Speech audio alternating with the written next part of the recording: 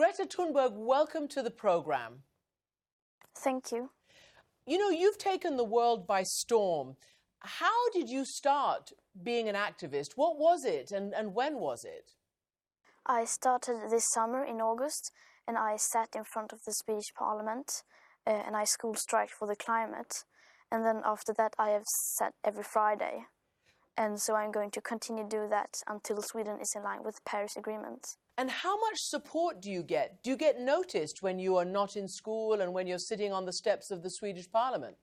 Yes, I mean, they support me and they support my message, but maybe not the part of me not being at school. But they help me catch up and so on. So they are supportive. So that's great. So you're not falling behind in your studies. What made you be so passionate about the environment? What was it that sparked that interest in you? My interest about the climate and the environment began when I was maybe 10 years old. And my teachers in school told me that there's something called climate change and global warming, and it's caused by humans and our behavior. And I thought that sounded very strange, because if that was so, if there was something that big that threatened our very existence, then that would be our first priority. We wouldn't be talking about anything else. But it wasn't our first priority. And I'm that kind of person who doesn't like when people say one thing and then do another thing. And that was the case with climate change. Everyone said that it's the most important issue of all and it's an existential threat. And yet they just carried on like before.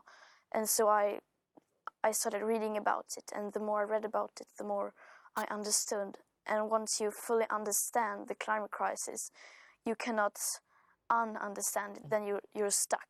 You have to do something about it. Well, you know what? You have unstuck yourself and you've unstuck a lot of people and made them aware of this crisis in a way that they perhaps weren't before listening to you. You made a big splash at COP24 in Poland and you made a big splash at Davos. And I want to play this little clip of you addressing all these world leaders at Davos. Adults keep saying, we owe it to the young people to give them hope. But I don't want your hope. I don't want you to be hopeful. I want you to panic. I want you to feel the fear I feel every day. And then I want you to act. I want you to act as if you would in a crisis. I want you to act as if the house was on fire. Because it is. Do you write your own speeches, Greta? I mean, it's really quite incredible, the words you use and the logic you use. You use a logic that you would think adults would use, but they don't. And yet you're completely clear from A to B to C. Yes, I write my own speeches, but since I know that a lot of my speeches will be listened to by many people, I have to have some people who have like input, and I also ask scientists sometimes, like, is this correct and how would you put that in phrase? And so I get help from people when I ask for help. So what you do is you take the facts, not just what you believe or what you don't believe, but you take the facts and you try to make people aware of them. I want to ask you about your own self and what it is about your brain and the way you see things and the way the wires are connected in your brain that allows you to put, you know, these pieces together and speak in such a logical way. I mean, you've talked about being diagnosed on the sort of Asperger's syndrome on the spectrum. Is that correct? Yes, I have Asperger's syndrome. And that means that I work a bit different. My brain works a bit different, and I see things like black and white, and like I'm very logic, and I like logic and so on. And yes, so I see the world a bit different. And so it's helpful for you. I mean, this unique way that you think is incredibly helpful for you in trying to put across a very clear message. Is that right? Yes, I think so, because if I wouldn't have been so strange, then I would have been caught up in the social game that everyone else seems so fond of. I mean, I really love what you're saying. It's really interesting to hear you speaking like that. But I wonder what these world leaders think? I mean, how do they treat you? Do they patronize you? Do they treat you like an adult? What reaction do you get after going on stage and telling them off? I often get like nervous laughter. They don't know how to react really, and that's fun in a way. But they respect me, and they treat me well. Well, but that's good to hear. What about your parents? How have they reacted and how have they adapted to this incredible activism that you're now spearheading? When I first told them about this school strike idea, they weren't very fond of it. They say, are you sure you want to do this? Isn't there any other way you can make your voice heard? And then I said, no, I'm going to do this. And I had made up my mind. And they said, if you're going to do this, you are going to have to do this all by yourself. We aren't going to help you.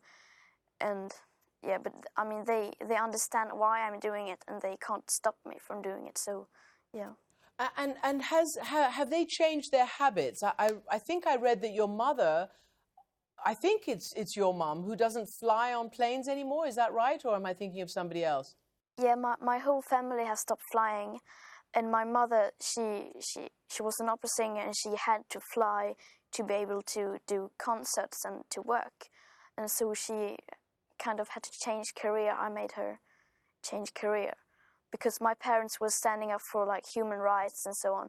And then I said, whose human rights are you standing up for while you're living that lifestyle? There are other young people as well who are sort of coming up through the activism ranks. For instance, there's Milo Kress, age 9, who started the anti-straw movement. That influenced McDonald's to go straw-free. He did an interview with CNN in 2011. Just listen to this for a moment.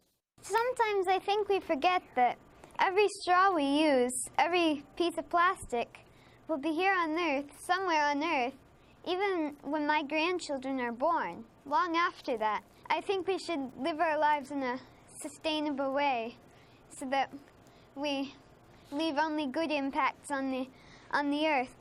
How do you feel about listening? I mean, he's a lot younger than you now. I mean, you're 16, you just turned 16. He was 9 at that time. What do you think it is that is making children essentially teach us a lesson and show us the way?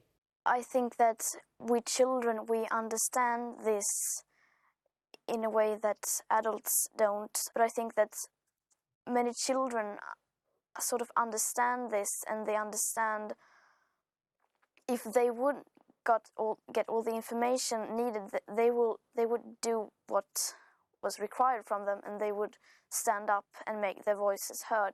And I think that young people, we need to realize that our future is at risk, and we need to take action and hold the older generations accountable for what they have done to us. And I think you've also talked about what the solution is. People say, oh, we must go and do some more fact-finding and try to figure out the solutions. What's your answer to that? We need to understand that we are in a crisis, and then act from that, because in a crisis you change your behavior, you change your way of thinking, and we need to see the climate crisis as a crisis, which we don't do now. We don't treat it as a crisis. And so once we do that, we adapt.